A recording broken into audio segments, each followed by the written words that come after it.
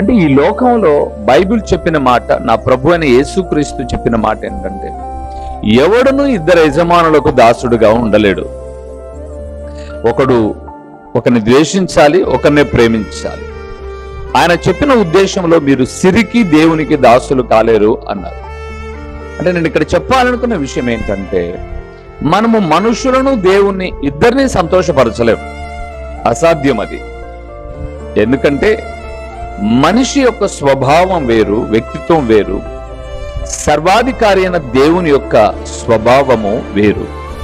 Bible గ్రంథం సెలవిస్తుంది, ఆయన తన స్వభావమునకు విరోధముగా ఏదియూ చేయువాడు కాదు.